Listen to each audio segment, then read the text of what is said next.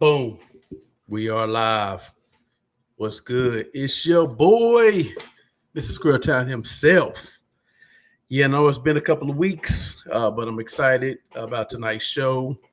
We have tonight an exclusive interview with actor, singer, producer, writer, casting director Tonya Canady. We're just waiting for her to jump on the line with us. But in the meantime, I got to give away my giveaways. My giveaways.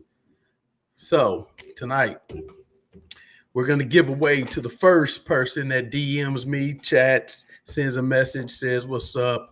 Um, gonna give them one of these. First edition, yes I can. 15 mindset secrets of entrepreneurs around the world. This is my first edition. Bestseller on Amazon in like 5 different countries. Went number one in 48 hours. Well, actually less than 48 hours. That will be yours tonight. I will send it out to you for the first person that sends me either DM, a chat, says what's up, all that good stuff. Second thing, let's see if I can get that. All right. Streetology 101, Dreams versus Reality. The EP Collector's Edition, 1999 to 2007. A lot of classics on there when I was struggling to become an MC, trying to find myself, find my way. Good times, good music, good memories. And last but not least, Street Music and Meditation. This is my therapy, volume 1. It now has over 125,000 streams worldwide. A lot of good tracks on here. The top single is Better Days, and that features Josh Cox, Tree High Codeine, and yours truly. We got a video on the way. It's coming. It's coming. It's coming. But it looks like we have our guest tonight. Let me tap her in real quick. There she is. There she Hey. is. How you doing? How are you? I'm good. I'm good. I'm better now. How you doing? I'm good. Good. Good. I was just telling our guests about one of the CDs that I was giving away, but I want to jump right into this. I'm going to give them a brief bio and description on you and what you've done. I'm so excited to have you tonight on the show. Hopefully, a lot of people will chime in because I got some good questions. This will be some good Mhm. conversation. I've been excited. It's been a while because I know you were taping, so I know you were busy. But I as soon as I seen you on social media, I reached out to you. I was excited about getting an interview with you. So let me just tell the listeners a little bit about you. So she is an actor, singer, writer, producer, casting director, voiceover artist, acting coach, and caregiver.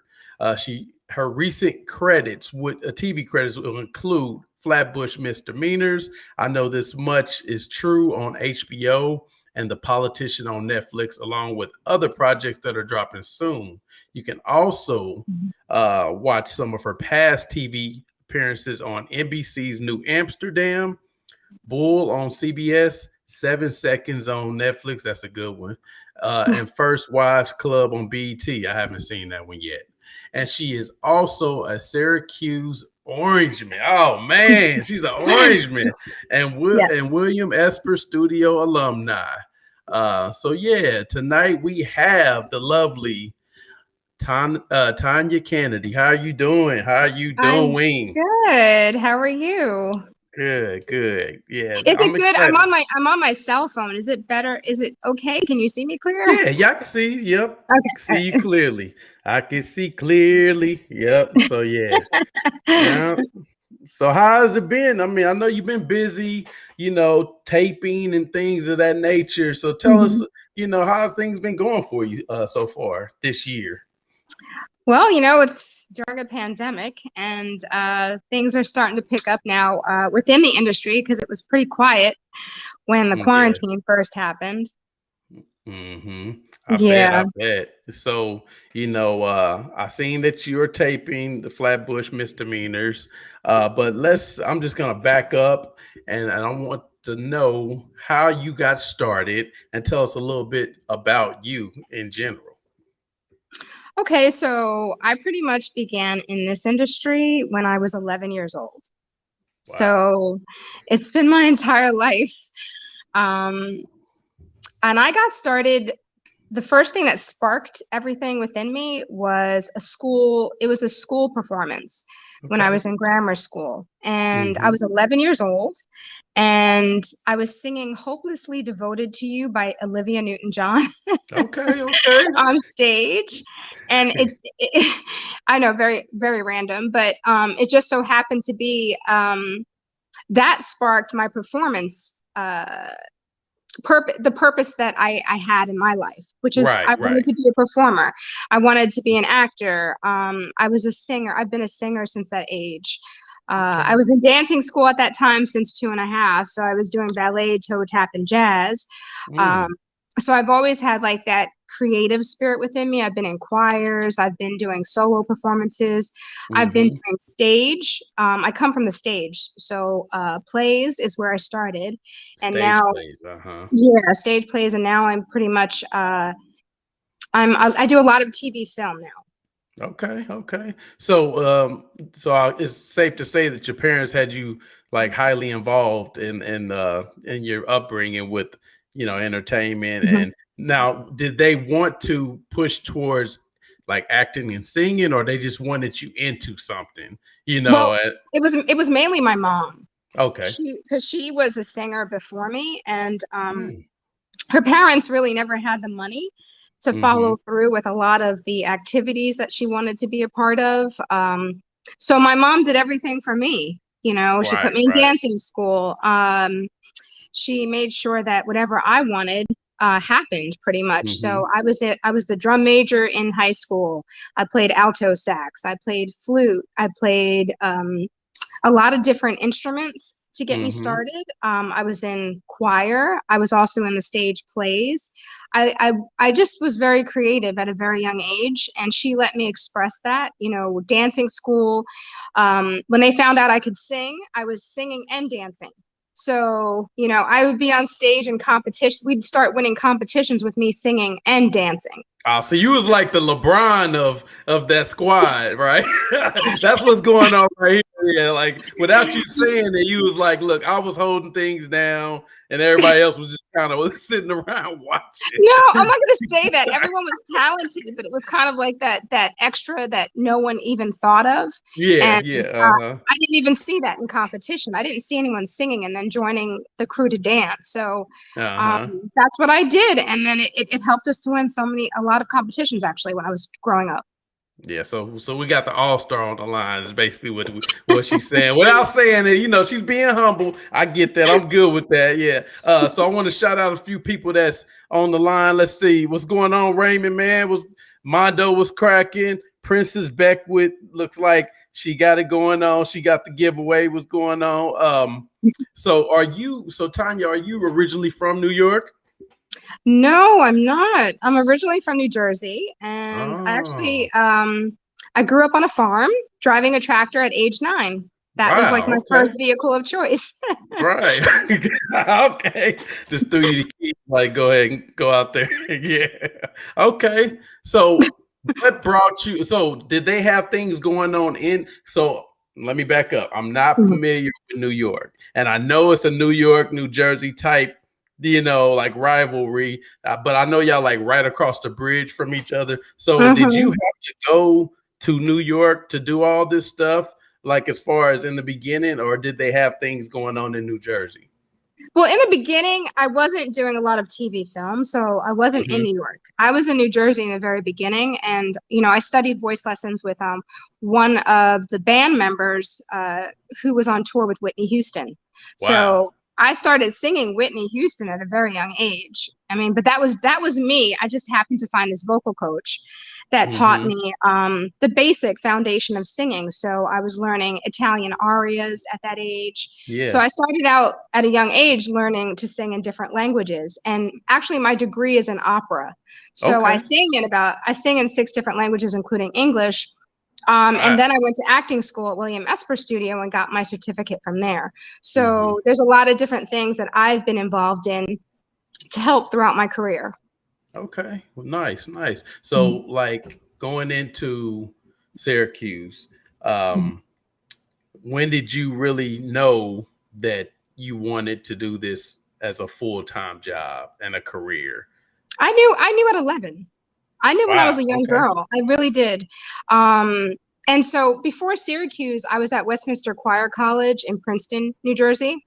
I Okay. transferred from there my freshman year because now it's called Westminster Writer. I transferred from there to Syracuse, Mm-hmm. and I graduated from Syracuse. I was a major in voice and minor in piano, and I did my senior recital at Syracuse. And then from there, I kind of went to perform and study over in Graz, Austria. Mm-hmm. And Oh, then I okay. came back to New York. So I've been in New York over half my life. Right, right. I grew up in New Jersey, of course, but Mm-hmm. New York is also my home. Yeah, yeah. Okay, okay. So, now Austria, what did you do over there? I was singing opera in Singing Austria. opera. Okay, okay. Yeah, I was studying and singing over there. I've also been in Germany too, singing, doing tour. But in Germany, I did a tour with gospel as well Mm. as opera. So you just versatile, like you do it all. Like, are you rapping too? I mean, I because actually, well, hey, if you think about Broadway and you think about Hamilton the musical, yeah. yeah, I do rap because I've done I've done Wow. some music from there. Yeah. So yeah, versatile, and you have to be versatile in this industry, I guess. When it all Mhm, comes, especially with you being able to sing in 6 different languages, and mhm. and so forth, you have to be versatile. So let's go into that. What did you have to do to prepare you for the big stage? As far as, did you have to get an agent? Did you, like, how did you start your momentum of moving forward towards that goal? Okay, so when I was a young girl, it started with the stage. Hmm. So live performances on stage, I think that that's what separates a lot of people out from people who just do TV and film, because Hmm. stage is there's no cut. There's no, Right, it's just right. action. That's it. And so if you forget a Wow. line, you're in front of a live audience. It doesn't matter. You Right, just got to right, keep going. right. So I think that was the best preparation for me in terms Mhm. of getting to TV and film. Um, Before I actually started at William Esper Studio, I started to get called in to with a huge casting director for Law and Order at the time. Her name was Suzanne Mhm. Ryan. She's still around. She just doesn't Yeah, do I've Law heard and the Order. name. Uh-huh. Yeah. So, being called in before even being given a technique, Mhm. it kind of like I was like, oh, you know what? I need to be prepared because I do a lot of comedy, and I did a Mhm. lot of comedy in the very beginning, and I wanted to be prepared for all of it. So I Yeah. went into an acting program. I went to William Esper Studio because I ran into someone that I knew, and it really piqued my interest to study with one of the greats, Bill Esper, who is now Mm. gone. But I studied with him. Yeah. Um, and this was actually during the time where my mom was sick. My mom was a Uh, quadriplegic who couldn't speak. She mhm. had 2 massive strokes. And so I was in charge Mhm. of her care as well as my paraplegic brother who can't speak. And Right. so I was doing this all at the same time because I realized that if I was unhappy, they knew that. Yeah. And I had to be happy and living within my purpose in order to be there for them. So I really Absolutely. had to do things that I loved and enjoyed instead of being so guilty. Because when you're a caregiver, you feel a lot of guilt Mhm. for actually experiencing joy and happiness. So Mhm. I had to really fulfill and concentrate and focus on my dreams while taking care of my mom and brother. And that made a huge difference for me. I mean, it was a Yeah. tough time, tough period during my life because my mom is no longer here, but Yeah. my I'm brother sorry to is, hear he's that. still here. Um, Mhm. but, you know, it helped. This industry for me was not a straight line, which I'm sure it's not for anyone. So I've had detours along the way. You know, I went to college. I was working in a corporate job, but when I left corporate and I got to kind of work in other areas like real estate as a broker, I got to control my schedule. So I was able to go into auditions, plan them around my work schedule, which really helped because then I had income at the same time. And that's the biggest thing with us actors is income, because we don't get paid a lot. We're not celebrities. A lot of us are not celebrities. We just work each project as it comes. And we do things that we enjoy doing, like passion projects. Like, I just finished doing Respect Life. It's a YouTube series with 2 million viewers. And it had about 100,000 views for the first episode out this last week. And it was within a 48-hour period. So, things like that and casting on the side that I do is really, it fulfills a lot of my purpose and joy because I enjoy those things, as well as acting. Well, it's funny that you said passion. I interviewed George Vincent. I don't know if you know him, but he has a film out called Heavenly Deposit. He wrote it and directed it, but he was also one that went through a lot of struggles before he actually made it big. And he said a lot of I asked him about different roles that came his way, and as far as anything that he had turned down. And the first thing he said was, you got to have passion for the role in order to actually be good at it. So, during these times, tell us a little bit of what you've had to struggle with as far as, getting these parts and so forth. It's a lot. It's a constant struggle, I think, for actors for their entire career. So nothing just comes to me or comes to anyone else. It's unless you're at a certain level. Like if you speak to Eddie Murphy, he'll tell you he's never had to audition after one audition in his entire life. Right. So nobody, but that's not normal. Most of us, even celebrities, audition. I can walk into a room with a celebrity that's auditioning for the same role as me. So do you get discouraged when stuff like that happens? Like if you've seen, no. Okay, good. Yeah. I honestly don't get discouraged because there was a point in my life where I was never in that room. Yeah. So me being in the room is one step closer to my goal. Right. And what's for me is for me. What's not, I have patience. So I've always said, no matter what, because actors tend to drop out of this industry at a very fast rate. So no matter what, I said, I'm in it for the long haul. I can wait. I'm good with waiting. And it's actually brought me a lot of projects, that patience. Yeah. And I didn't have to jump into things that I didn't want to jump into, because I think that's not beneficial for my career either. So it was strategic, the path that I've been taking, where I want to go, from what certain role, from certain roles to bigger roles. Because a lot of people don't know, but for one role alone, when you get called into a show, there's like 2,000 to 3,000 submissions on that one role. So, and there's only a few actors that they call in to actually audition for it. Yeah. And if you look at a show, there's a lot of roles. I'm not even including the background roles because that's different. They don't speak, but I'm talking about principal roles, people who just speak, maybe under 5. It starts with a co-star, which is under 5 sentences. A lot of us, that's a big thing to get your co-star credits. Then you jump up to guest star. So it's a lot more lines there. And then series regular, eventually, that's like our goal to have full-time income from acting. Yeah. So we have to juggle a lot just to have income to pay for our bills, because one role is not going to do it. Right.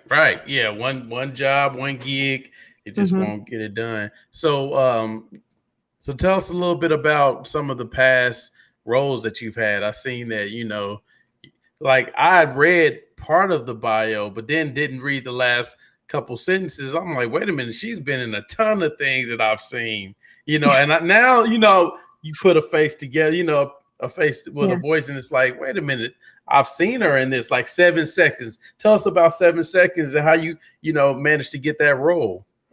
7 Seconds. It wasn't my first TV role, but it was a co-star role through my agent, Brandon Cohen at Back Talent. Okay. And I auditioned for it like everyone else. Mm-hmm. If you could see, like, a lot of the roles that I have been called in for have been nurse roles.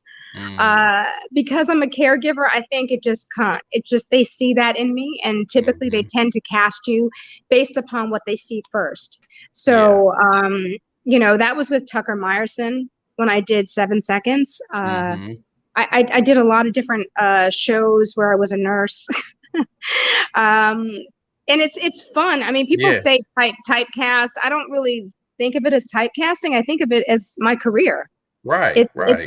I'm working, so I can do a Yeah. lot of different things, and I've done projects that I've produced on my own that were completely different, where I've, where I could show casting that I can do different roles, Mm-hmm. because they do tend to typecast you when you first come into Mm. the industry. I'm a Black woman, Yeah. so Yeah. as a Black woman, I'm getting called in for roles like Shaniqua, Right. Right. Laquanda, and I'm like, okay, those are real roles, but we also have other professions. So, Absolutely. we could be doctors, we could be nurses, we can be police detectives, like I play on Mm-hmm. Respect Life. We could be, you know, many different things in our lives. So I produced 6 short films myself, and I had they were original scripts, and Mm-hmm. I actually I produced them. I had them written by someone, and they were well done, and it totally changed how I was called into audition. So I rewrote the script for casting for me. Okay. I didn't accept what they were giving me. I Right. changed, Right. and wrote different scripts. And once I did that, it worked out in my favor. So then they Yeah. saw me differently because I showed them that I could do different. I could do sci-fi. I could do, Mm-hmm. I could be a police detective. So it's actually great when you think about it with this particular industry. You can Mm-hmm. pretty much direct how you're seen. If you Yeah. don't, if you're not depending on someone to call you in for something, I say book yourself.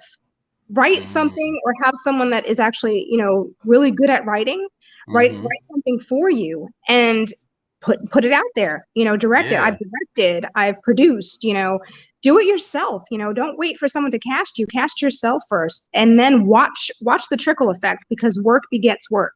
Yeah. That's deep.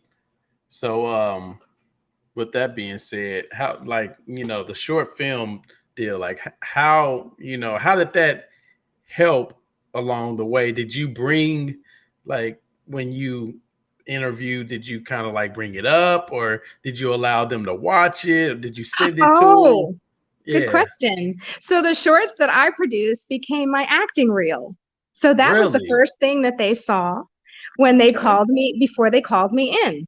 Okay. And so like you have like short 30-second clips, 60-second Hmm. clips that you put up on a site for actors, Hmm. and it pertains to that particular role that you're going in for, and they're like, "Oh, she can do that." There it is.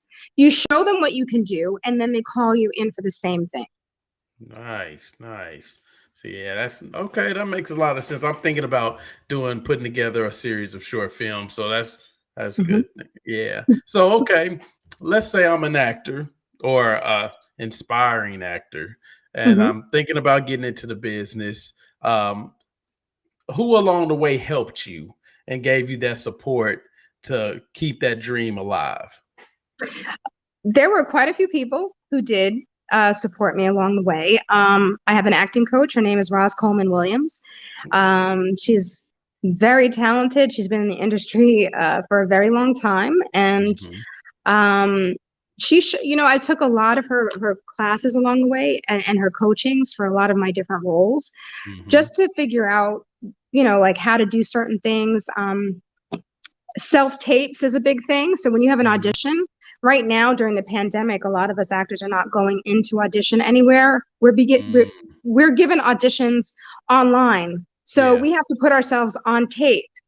And so Roz Coleman Williams had a class and several classes that taught us, even well before the pandemic, on how to put ourselves on tape. So Hmm. I've become a master in terms of doing that myself. Right. And Right. so when the pandemic hit, it wasn't stressful for me. I didn't have to learn anything.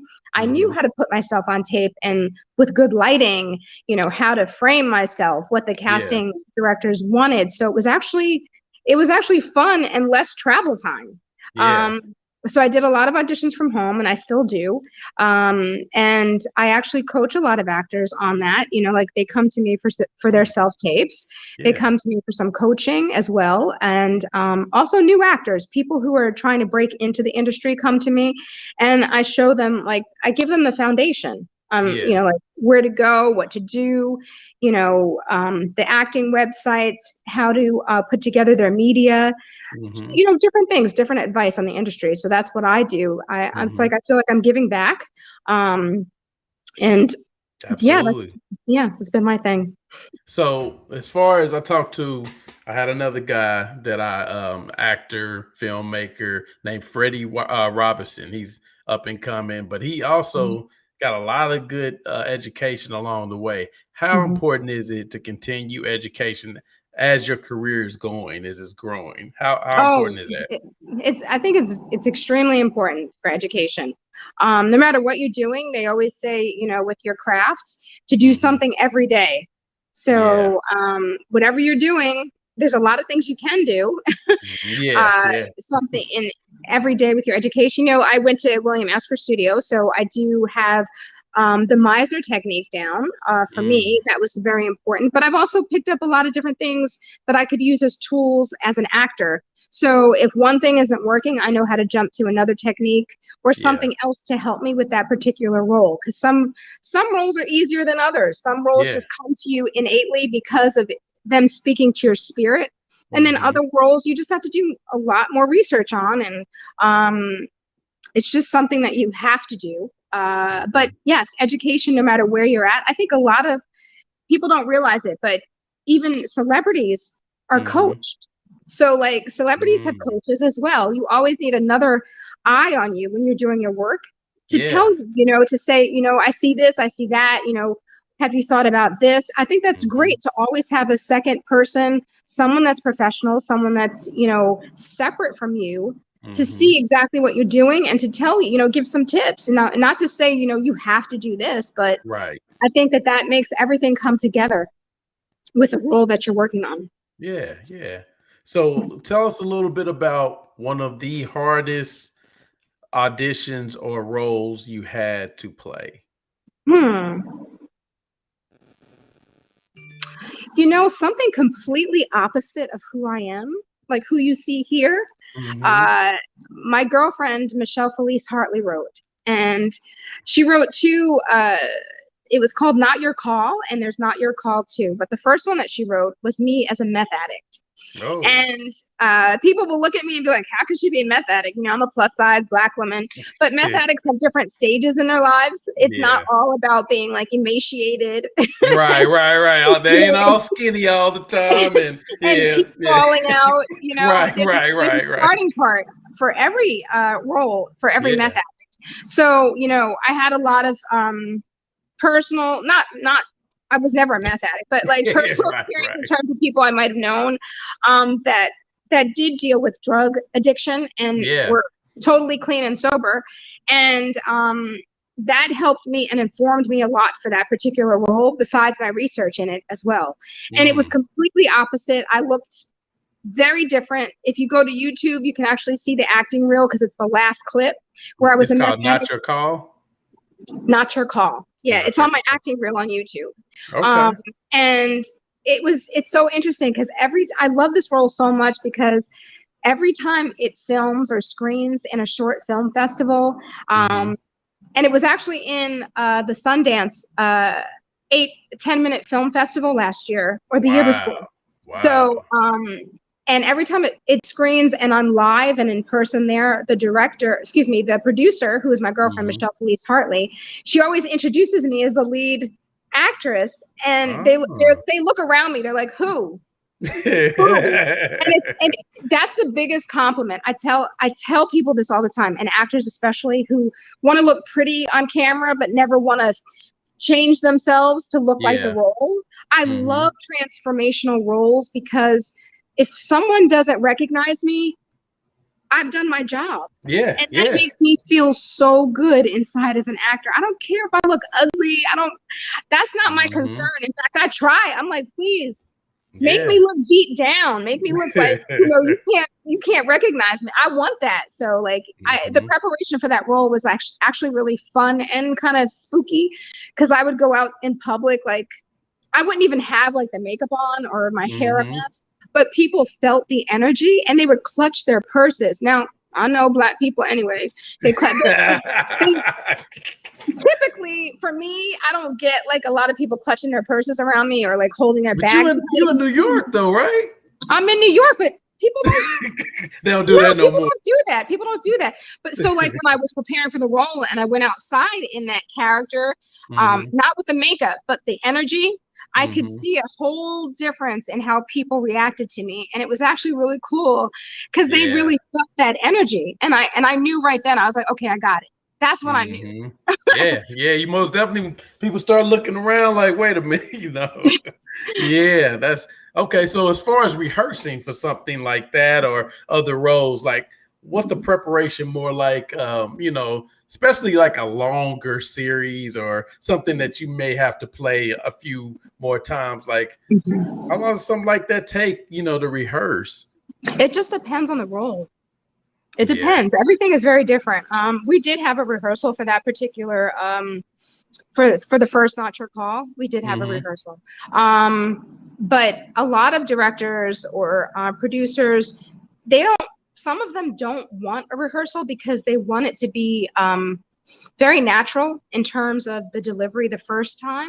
They don't believe in rehearsing something because they don't want it to look scripted or acted. They want it to be real. So if you're an actor, you just have to trust the preparation that you put into it on your own, with an acting coach, with your like with an acting partner, whatever you're doing, you have to just trust that, so that when you get on set you can deliver. Knowing your lines inside and out, that's a given. But if you understand the role, your lines are just second nature. They come to you automatically, because everyone's always like, how do you memorize so many words? And it's not about the words. It's actually about delivering what was serving the script, serving that character. Can you come across? Anybody can memorize words, but what do they mean? That's the whole thing. It's like, I know people who could just look at something and memorize it verbatim because they just had that gift, but that doesn't mean that they conveyed anything with the words. Right. Because you got to feel the role, Yeah. Okay. So as far as this Flatbush Misdemeanors role, and I'm excited to watch the whole entire series. But tell me how series. Tell me how you got, you became a part of that. How'd that go? I auditioned like everybody else. And they called me in. It's a lot of comedians that are in Flatbush Misdemeanors, and I have a lot of friends that are comedians, very talented people. So comedians made this show. You've got the two executive producers, Daniel Perlman and Kevin Iso. They were great to work with.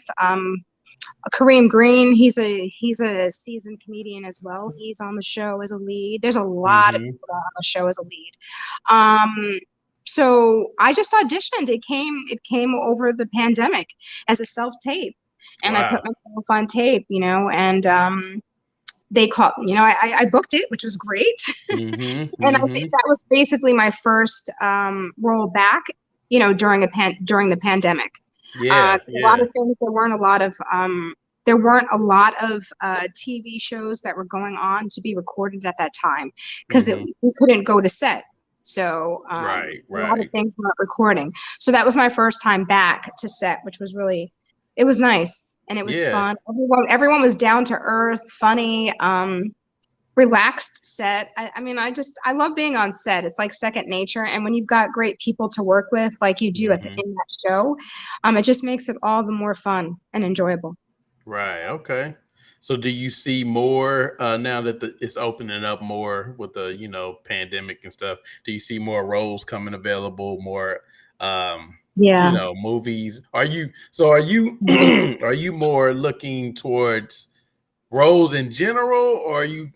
What's your like as far as future endeavors? Are you looking for movies, sitcoms, or just roles in general? I love to, I mean, acting is my profession.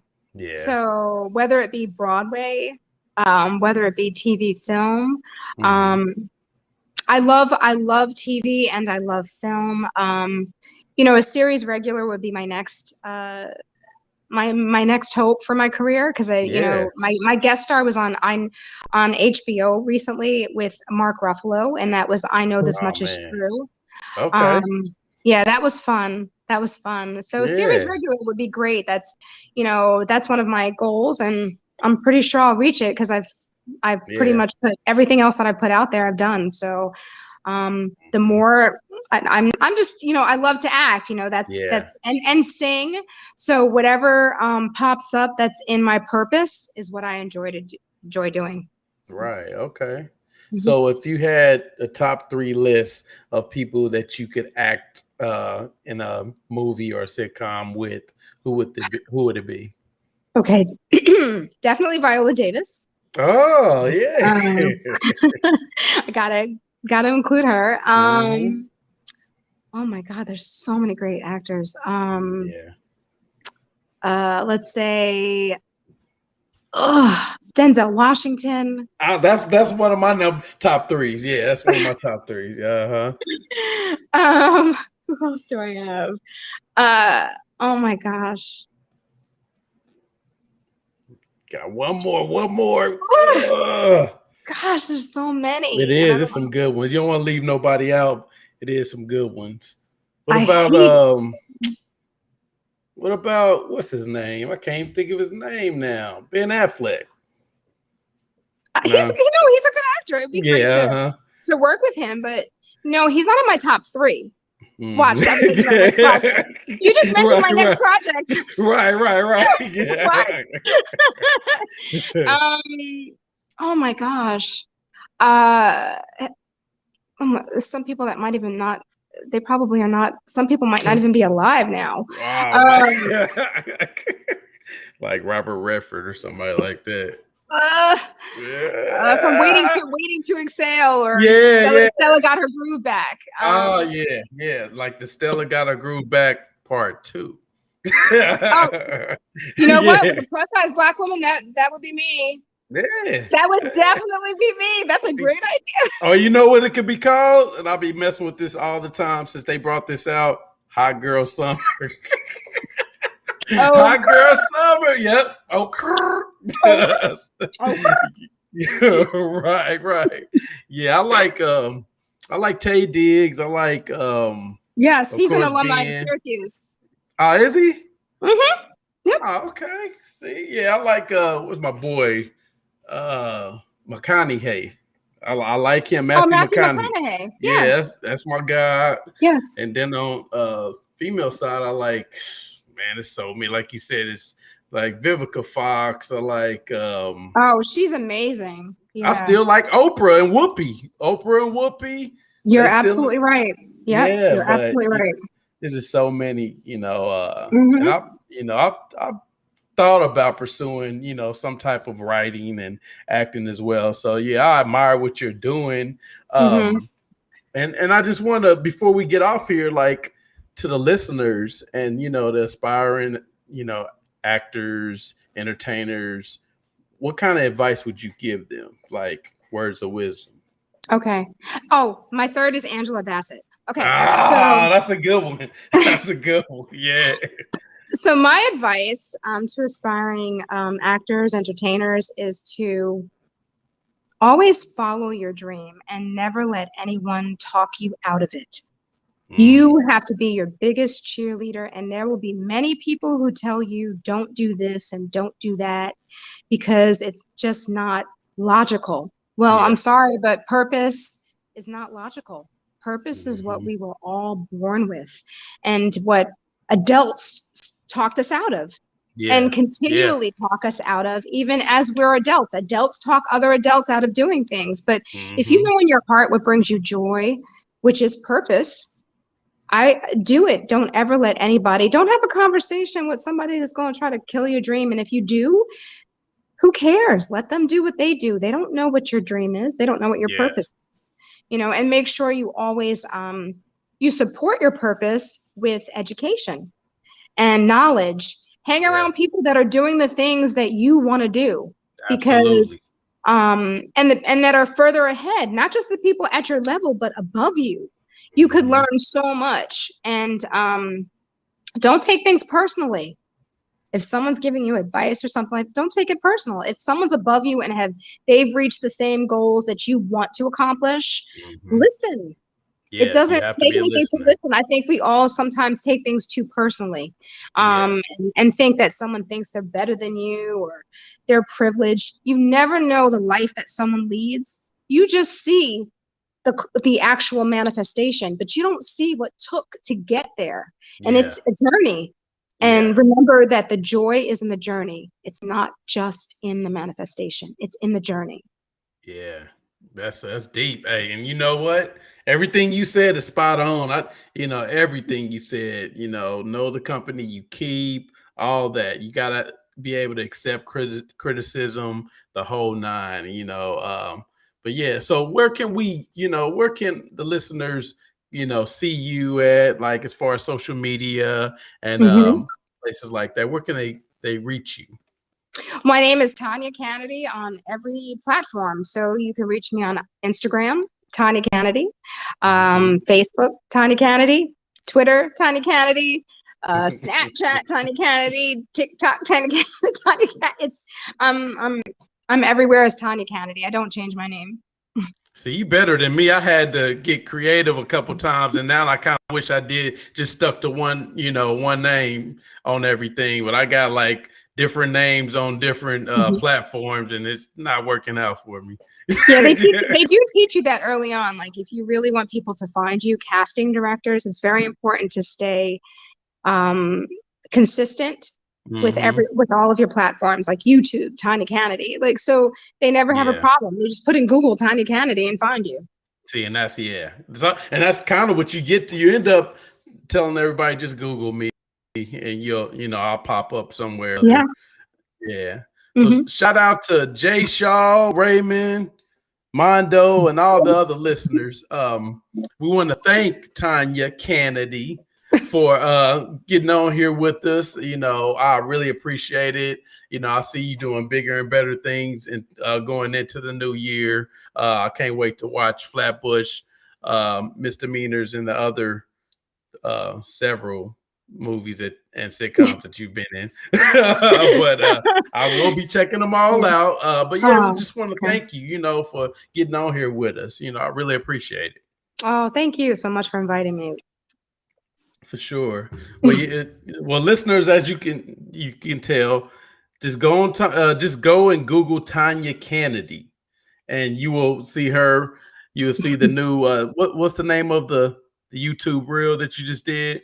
Respect the Life. YouTube series, Respect Life. Yeah, check out Respect Life. Yes. Check out Know Your Call and all the rest of Not the Your things. Call. Not Your Call. Not Your Call. Yeah.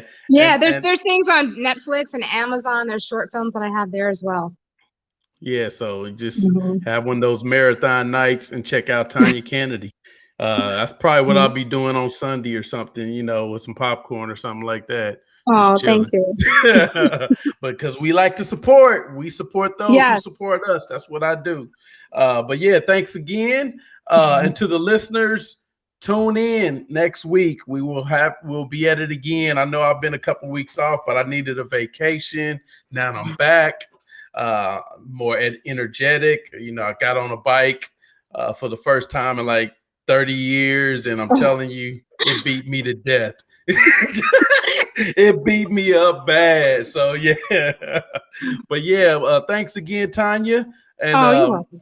Yeah, and to everybody else, tune in next week. Check her out on all her social media platforms. And we just want to tell y'all peace, one love, and we will see you next time. We are out. Thank you.